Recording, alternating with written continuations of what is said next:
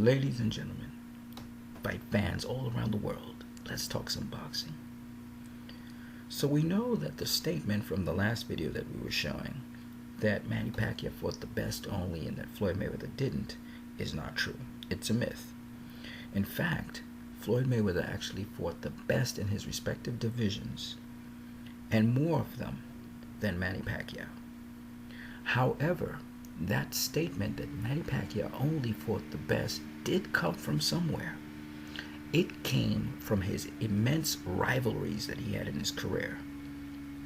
Manny Pacquiao had some opponents who tested him, and they were the ones which made him the great Manny Pacquiao he is today. Manny Pacquiao was plowing through everyone when he came up from flyweight all the way up till he reached featherweight. In fact, he beat the man of the featherweight division, Marco Antonio Barrera, who was a huge name in boxing for his trilogies against Erik Morales, his decimation of Prince Nassim Hamed, his destruction of Kevin Kelly, and his destruction of just about everyone in the featherweight division. Coming off his second fight against Erik Morales, in which he beat Erik Morales, Marco Antonio Barrera, the undisputably best featherweight in the world, faced Manny Pacquiao. And Manny Pacquiao just assaulted Marco Antonio Barrera, and he was stopped in the 11th round. He would go on to rematch Manny Pacquiao at super featherweight and still lose by unanimous decision. No one seemed to be able to stand in Manny Pacquiao's way. And then Manny Pacquiao faced Juan Manuel Marquez. And the fight began pretty much like a Manny Pacquiao fight. He was mowing down Marquez in the first round, dropping him 3 times. And Marquez got off the canvas and was able to win the majority of rounds to bring about a draw against Manny Pacquiao. From thenceforth, a true, pure rivalry between Manny Pacquiao and Juan Manuel Marquez began. Marquez, unlike Erik Morales, who had beaten Manny Pacquiao but was beaten in 2 fights, quitting in the 3rd and final fight against Manny Pacquiao, Marquez never once backed down from Manny Pacquiao.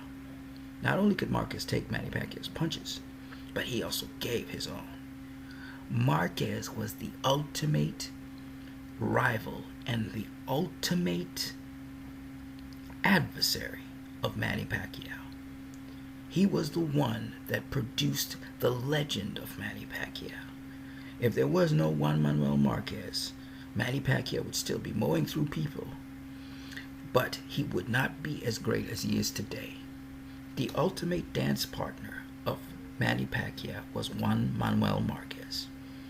They didn't just have a trilogy, unlike Manny Pacquiao versus Timothy Bradley, where Bradley won the first fight, but the other 2 clearly were Pacquiao, or Erik Morales, where Erik Morales won the first fight, but the other 2 were clearly Pacquiao. This was not that. This particular battle between Marquez and Pacquiao was more than just skill, and it was more than just a fight in which Pacquiao may have lost the first one or drew the first one but then clearly won. No, this rivalry was a battle that was always competitive, and not only was it always competitive, but it left a question mark about who actually won the fights when these both guys faced each other. Juan Manuel Marquez was the ultimate nemesis of Manny Pacquiao. And ultimately, Juan Manuel Marquez always had a case for why he won against Manny Pacquiao. They rematched each other in the second fight at super featherweight, in which Pacquiao won by split decision, a close fight between Pacquiao and Marquez, the difference being that Pacquiao dropped Marquez in the fight. In the third fight, Marquez had an even stronger argument, where Marquez lost by majority decision, but most of the people at ringside thought that Juan Manuel Marquez had won that fight. So, after facing Manny Pacquiao 3 times, they put on a 4th fight in which the decider would have to be done. Marquez would have to either knock out Pacquiao, Pacquiao knock out Marquez. And Marquez decisively won the fight by knocking out Manny Pacquiao. Believe it or not, the greatness of a fighter is determined by great rivalries. And Manny Pacquiao's ultimate rival was Juan Manuel Marquez. In terms of who won throughout the 4 fights, more fights, Manny Pacquiao did. He won the 2nd and 3rd fight. But Marquez definitively stamped his insignia, showing that he was not someone Manny Pacquiao could mess with, and that anytime those 2 guys fought, it was going to be competitive. He knocked out Manny Pacquiao in the 4th fight. But bear in mind, Manny Pacquiao had Marquez badly hurt in that fight, busting up his nose and face, and even dropping him, though Marquez dropped him twice, showing you that Marquez was the ultimate nemesis of Manny Pacquiao, the ultimate dance partner. And because Marquez never backed down from Manny Pacquiao, he never cowered to him. Timothy Bradley cowered to him. Eric Morales cowered to him. Marco Antonio Barrera cowered to him. But Marquez forever has never cowered to Manny Pacquiao. That setup and rivalry is what makes Manny Pacquiao's legend so great. All of the great fighters, or most of them, had legendary rivalries with a nemesis. Willie Pep's nemesis was Sandy Sadler. Muhammad Ali's nemesis was Joe Frazier. Sugar Ray's nemesis was Roberto Duran, and of course Thomas the Hitman Hearns. In fact, Thomas the Hitman Hearns was more a nemesis of Sugar Ray Leonard than Roberto Duran, because Duran won the first fight, but then he cowered to Sugar Ray Leonard in the next 2 fights. In fact, he quit in the second one. However, even though it wasn't a trilogy, Thomas Hearns versus Sugar Ray Leonard was in fact a very competitive rivalry. In fact, in the second fight, in which we can argue that Thomas the Hitman Hearns actually won, Hearns dropped Sugar Ray Leonard twice and was beating the daylights out of him. But still, Leonard came back strong in the final half. A very competitive fight. In their first fight, Thomas the Hitman Hearns had beaten up Sugar Ray Leonard very badly as well. But Leonard would come back in the latter stages of the fight to stop Thomas the Hitman Hearns, beating him relentlessly, till Hearns was senseless on his feet. These kinds of fights have rivalries, and the rivalries are because a person has met their match, a nemesis, someone who is not going to cow to them and is going to stand up and fight them. And because of that, the matching of wills and even the matching of skills brings about these epic fights. Manny Pacquiao's had many of these epic fights. Sugar Ray Robinson, he had epic fights against Jake LaMotta, but Jake LaMotta cowed to his will. However, Gene Fullmer brought about an epic rivalry in the latter stages, the middle to latter stages of Sugar Ray Robinson's career. And Gene Fullmer stood up to him. And that is why Sugar Ray Robinson is again one of the noteworthy names that we can talk about as great fighters. We can go to even discussions. This is Gene Fuller versus Sugar Ray Robinson here. We can talk about Roy Jones Jr. and Antonio Tarver, a clash in which the trilogy in which Tarver won both of the latter 2 fights in the trilogy. However, Roy Jones Jr. did meet his match facing Antonio Tarver. And Antonio Tarver turned the tides of Roy Jones Jr.'s career, actually. Still a great rival. Not always do great rivalries bring about losses for the main guy that we're talking about. But sometimes they're so competitive that you really have to pick who actually won. Now, what's very important for people to understand is when people say that Manny Pacquiao only fought the best, the very best, what they really mean to say is Manny Pacquiao has been involved in some really epic rivalries. And the one epic rivalry that defines it all is Juan Manuel Marquez. And Marquez did the impossible, etching Manny Pacquiao's name into legend forever when he stopped Manny Pacquiao in a fight in which Pacquiao looked like he was finishing him. These are epic fights, memorable fights. And these are the kinds of fights where fans get carried away and love a character. And I can tell you, as a matter of fact, Floyd Mayweather Jr. has never had any of those fights. The closest thing he's come to an epic fight was against Marcus Maidana and against Jose Luis Castillo, even though I would argue that if there was going to be an epic rivalry, it would be between Floyd Mayweather Jr. and Miguel Cotto. I think Cotto has the skills. I think Cotto has the actual know-how to make a rivalry between Floyd Mayweather Jr. something of an epic rivalry. Nonetheless, the case is that Floyd Mayweather Jr. has been so good that he's made most of his fights look easy. I never said they were easy fights, but he made them look easy. As such, he never really had a dance partner throughout his career. And as a result of that, he's not going to go down in history as one of the most epic and therefore great fighters of all time. That's my point. See, that's why I said greatness of a fighter and the all-round best fighter ever are two different things. Floyd was very careful to make a distinction between him being the greatest fighter of all time, which he never said he was, and the best fighter of all time. He definitely is the best fighter of all time. He never said he was the greatest fighter of all time. See, to be the greatest fighter of all time, you got to be in some epic rivalries. You got to be in some great rivalries. Muhammad Ali versus Ken Norton. Muhammad Ali versus Joe Frazier. Frazier would not back down from Ali. All three fights, Joe Frazier never backed down to Ali. Ali would hit him with a straight right, and Frazier would come right back with a left hook. Left hook versus straight right. That was the fight. And all three fights, in fact, the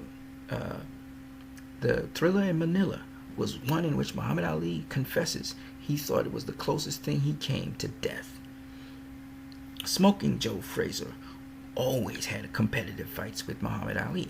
And the point is, that is what makes Muhammad Ali's legend. Now, I'm not saying that Muhammad Ali didn't do some really great things, like how he stopped George Foreman, how he had his third heavyweight championship win. Okay?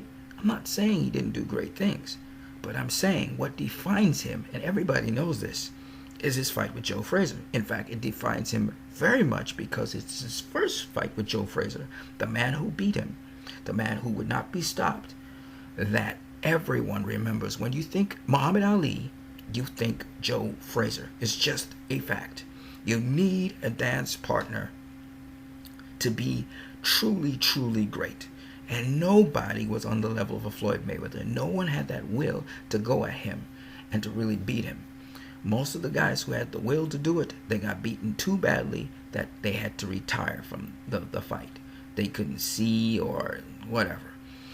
So Floyd was just too good for those guys. Willie Pep had Sandy Sandler. Now, Sandy Sandler won most of the trilogies. But the truth be told, between Willie Pep and Sandy Sandler, Pep had met his match. He had met a guy who was not going to back down from him. In fact, mostly beat him up. Leonard faced, as I said, Thomas the Hitman Hearn. He met his match. Okay? Sugar Ray Robinson, Gene Fuller. When he met Gene Fullmer, he knocked out Gene Fullmer once and beat him. But out of that trilogy, Fullmer won most of them, and they both fought to a draw. The reason? Because Sugar Ray Robinson met his match. My point throughout this video is that where people talk about Manny Pacquiao facing the best, he only faced the best, they're really referring to his epic rivalries, particularly with Juan Manuel Marquez. That is the reason why you hear this kind of conversation in superlatives. Yes, Manny Pacquiao did beat Antonio Margarito. But Margarito at the time had been beaten stupid by just about everybody, including Shane Mosley. Okay? It was a broken, battered Margarito who he didn't even have a title at super welterweight at the time. Yes, he did beat Miga Cotto, but this was a beaten Miga Cotto. A Miga Cotto who had been beaten by Antonio Margarito. In fact, if you really want to go with who actually had the epic fight, or not epic, but the one who had the more worthy opposition, it's Mayweather. Shane Mosley faced Antonio Margarito after he had just beaten Miguel Cotto. Antonio Margarito looked unstoppable, and Shane Mosley stopped him. I mean, he stopped him. I mean, he KO'd him. Okay? This is a Shane Mosley coming off of his KO to Ricardo Mayorga. Shane Mosley looked like Shane Mosley once again. And Shane Mosley, I mean, he destroyed Antonio Margarito. In fact, Manny Pacquiao did not want to. Freddie Roach did not want Manny Pacquiao to face Shane Mosley unless he had some kind of cash weight clause, which, by the way, Miguel Cotto had as well against Manny Pacquiao. Not to take anything away from Manny Pacquiao's abilities and skills to hit Miguel Cotto, but I think it would have been a much stronger Miguel Cotto facing Manny Pacquiao. I still think Pacquiao might have beaten him. It would have been a much stronger Miguel Cotto facing Manny Pacquiao if they had fought at Miguel Cotto's more appropriate weight. But hey, he had been beaten by Antonio Margarito.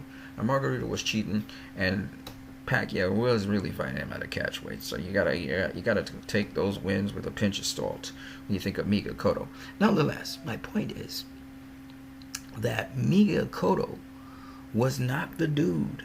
So all of those other wins, his beating of Miguel Cotto was sensational, but still, it takes that shine off of it when you think that Miguel Cotto just been beaten by Margarito. When you think about his win against Antonio Margarito, by that time Margarito was shot. I mean, everybody was beating him. Mosley had taken a dump on him and beat him up, and after Mosley beat him up, then I believe Pacquiao beat him up next. I can't remember who. I think Cotto actually fought one or two fights after Mosley had beat his tail up, and then Pacquiao just kind of beat him up some more, and then Cotto just came and beat him up some more. You know what I mean? It was just like everybody's bitch, you know. But anyway, back to the point. My point is, those were great wins in terms of how sensational they looked. Oscar De La Hoya, you know, Pacquiao beating a drain Oscar. There's no ifs or buts about that. So even though there were sensational wins, you know, you take them for what they were. Oscar wasn't even ranked in the top of anything anymore. He was outside of the rankings. Margarito was outside of the rankings. Cotto was under Margarito at the time Pacquiao fought Cotto. So you know, those take some of the luster off. But you can't take the luster off of Pacquiao's fights against Juan Manuel Marquez. Let me show you something, man. When Pacquiao first fought Juan Manuel Marquez back here in 2004, Pacquiao was the lineal champion in featherweight, and Marquez had just beaten Derek Gainer to become the unified featherweight champion of the world. This was the best Marquez, and it was the best opponent Manny Pacquiao could have ever faced. Truly, this was a great epic match. It ended in a draw. The next time Manny Pacquiao faced Juan Manuel Marquez, it was at super featherweight. And when he faced Juan Manuel Marquez, which I'm trying to find, here it is. This is in 2008, 4 years later. When he faced Manny Pacquiao at super featherweight, Juan Manuel Marquez was the WBC World Super Featherweight Champion. Okay? And believe it or not, in 2008, Marquez again was the dude. He had just beaten Marco Antonio Barrera, as you can see here. All right? And so, as a result of that, he was the dude. And Marquez lost by split decision. It was a really close fight. You can see by the judges' scorecards here. Dwayne Ford gave it to Pacquiao, Jerry Roth gave it to Marquez, and Tim Miller, he gave it to just the Pacquiao. Just the Pacquiao. Okay? Pacquiao dropped Marquez. Maybe that was the decider. So Marquez lost a point there. Basically, this was going to be another draw. Okay? Let's move on. Now, Marquez beats Joel Casimiro, which was the lineal champion at lightweight. okay? But officially got a belt when he beat Juan Diaz, who was the next after Joe Casimiro. So Marquez beats the dude of the division. Then he beats the second dude of the division, okay? He loses to Mayweather, comes back and establishes that he is the man by beating Juan Marquez to be the unified lightweight champion. Beats Michael Katsidis, who's a good prospect, and goes up in weight at welterweight and fights Manny Pacquiao. Now, he wasn't a top-ranking welterweight, obviously, because he had never been at welterweight. But the point is, he fights Manny Pacquiao, and look at the fight again. Razor close. Look at this. They give Pacquiao, Dave Moretti gives Pacquiao by 2 rounds. Robert Hoyle, he gives Pacquiao nothing. It's a draw in his opinion. And Glenn Drawbridge, he gives it wide to Pacquiao. Okay, he's the only outsider. He's the weirdo in this whole thing. But most people at ringside, okay, it was a catch weight, by the way, 144 pounds. Most people at ringside thought that Marquez won that fight. That's to tell you the kind of caliber of opposition Marquez has been. And to just put the stamp on it, let me just show you something, man. Manny Pacquiao versus Marquez in 2012 when Marquez knocked him out, right? Now, Marquez knocked down Pacquiao twice. Pacquiao knocked out Marquez in round 5. Look at the judges' scorecards. Adelaide Beard, 46-47. 1 round to Pacquiao. Steve Weisfield, 46-47. 1 round to Pacquiao. John Kane, 46-47. 1 round to Pacquiao. I'm telling you, man, Marquez is the ultimate nemesis of Manny Pacquiao. The fights were always close, and Marquez always had pedigree. You can't say nothing against Pacquiao facing Marquez. You can say nothing against Pacquiao facing Antonio Barrera. All right? You can't say that there was some kind of, that Marquez was drained, or, that Marquez was, coming off a loss or something like that. No. That was the best possible Marquez you could ever get. And you know what made that rivalry so interesting as well? Marquez is exactly the same dimensions as Manny Pacquiao. Go check out Marquez's height and his reach. He is about the same height and the same reach as Manny Pacquiao. Isn't that crazy? So that it just made for great drama between these two, because every single fight they've had, they match up so well with one another. And that's the reason, folks. That's the reason why the statement Manny Pacquiao's only fought the best came about. Eric Morales is a legend in the sport of boxing. He wasn't at the top of his game when he beat Manny Pacquiao. He certainly wasn't at the top of his game when he rematched Manny Pacquiao the other 2 times. Marco Antonio Barrera was at the top of his game when he fought Pacquiao the first time and the second time.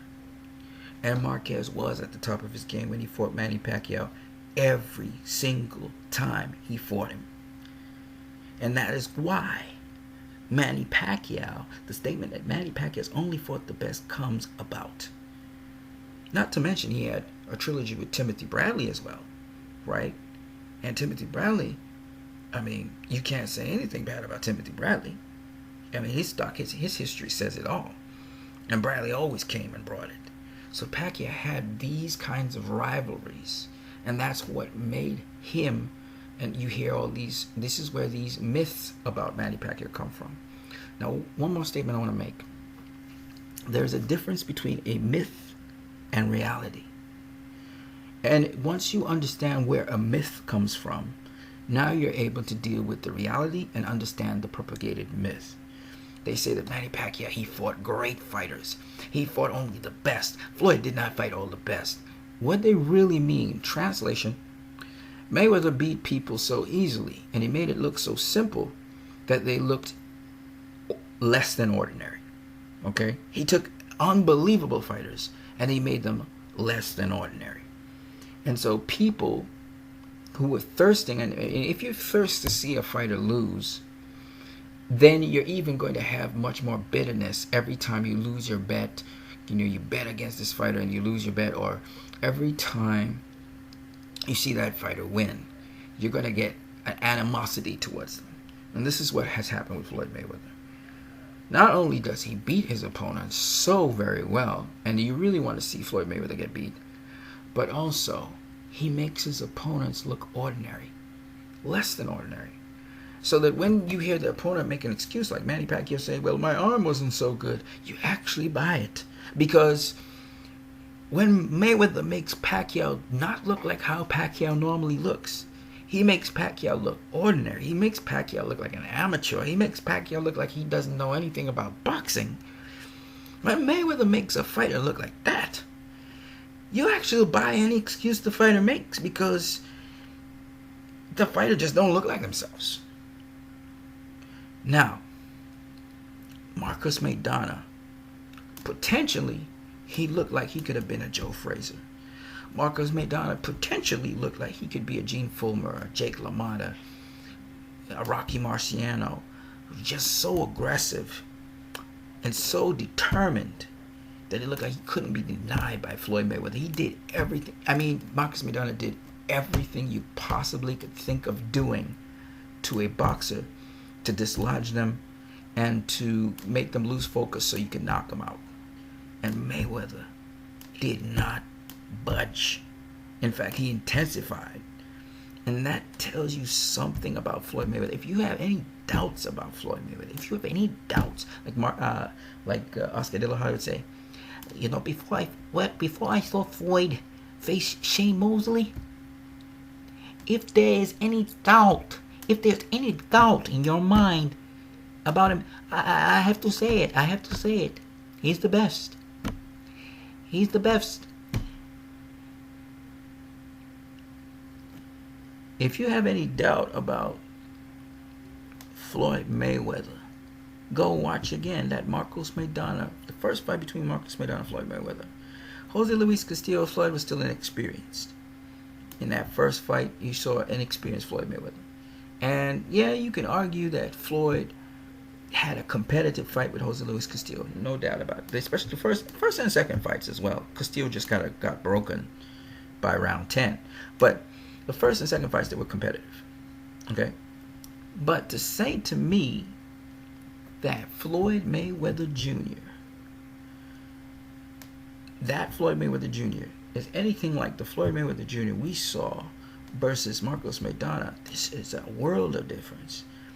The Floyd Mayweather Jr. you saw against Marcos Maidana was so very focused and determined, and you saw him taking control of that fight all the way down to the end. Was it a competitive fight? Hell yes, it was. In fact, I would say arguably one of the more competitive fights of Floyd's career, even more competitive than Jose Luis Castillo versus him. And Castillo fought all the way to the end. But even so, you saw that. I mean, Marcus Maidana did everything. He bent Marcus of Queensberry rules. He was not going to be denied, and Floyd just stood up to him. This was a guy that stood up to Floyd, and Floyd still wasn't going to be denied either. And it was a crazy, crazy fight if you really watch it. I mean, I've watched it a couple times. The more, it's very entertaining. I'll give you that. That's one of the more entertaining fights that Floyd Mayweather has ever had. Marcus Maidana, in a way, has put Floyd up on a higher pedestal in that respect, but nothing like Juan Manuel Marquez versus Manny Pacquiao. That rivalry is just on a whole other level. Because when Floyd fought Marcus Maidana the second time, the fight wasn't competitive. It wasn't competitive at all. Floyd shut out Marcus Maidana. In fact, he hit him with a punch that was so bad, Marcus Maidana was happy to appeal to the ref for a low blow. You know, it wasn't a low blow. So my point anyway is this, that if you're looking at Manny Pacquiao and people say he's only fought the best, you understand where they're coming from. But you have to correct them and let them know that's not true.